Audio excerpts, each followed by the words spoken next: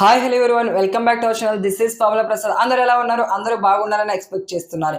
ఇక already Bigg Boss house లో chief task అనేది కంప్లీట్ అవడం జరిగింది. ఈ ప్రాసెస్ లో మనం చూసుకుంటే ఫైనల్ గా సీత స్టాచ్యూ అనేది బ్రేక్ అవ్వకుండా స్టాండర్డ్ గా అలా స్టిల్ కంటిన్యూ అవుతూ ఉంది.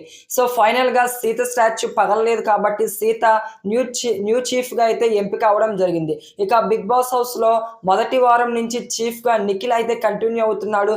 ది బెస్ట్ పర్ఫార్మెన్స్ ఇస్తూ అలాగే టీమ్ ని ది బెస్ట్ గా లీడ్ చేస్తూ 4వ వారం కూడా చీఫ్ గా కంటిన్యూ అవుతూ ఉన్నాడు నిఖిల్.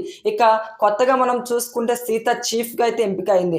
మరి సీత కూడా తన యొక్క బెస్ట్ పర్ఫార్మెన్స్ ఇస్తూ అలాగే చీఫ్ పొజిషన్ లో కంటిన్యూ అవుతుందా లేకపోతే డీలే అవుతుందా అనేది మనం వెయిట్ చేయాల్సి ఉంది.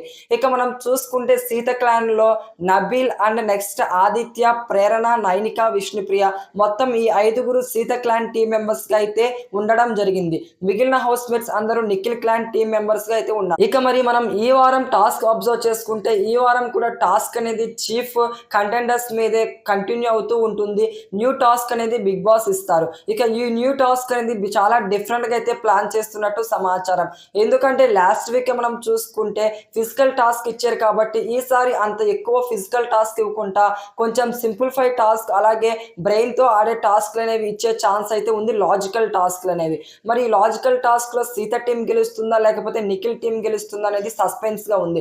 మరి ఏ టీం గెలిస్తే బాగుంది అనుకుంటున్నారో, మీ యొక్క ఫేవరెట్ కంటెస్టెంట్ ఎవరో కింద కమెంట్ లో తప్పకుండా కమెంట్ చేయడం మాత్రం మర్చిపోమాకండి.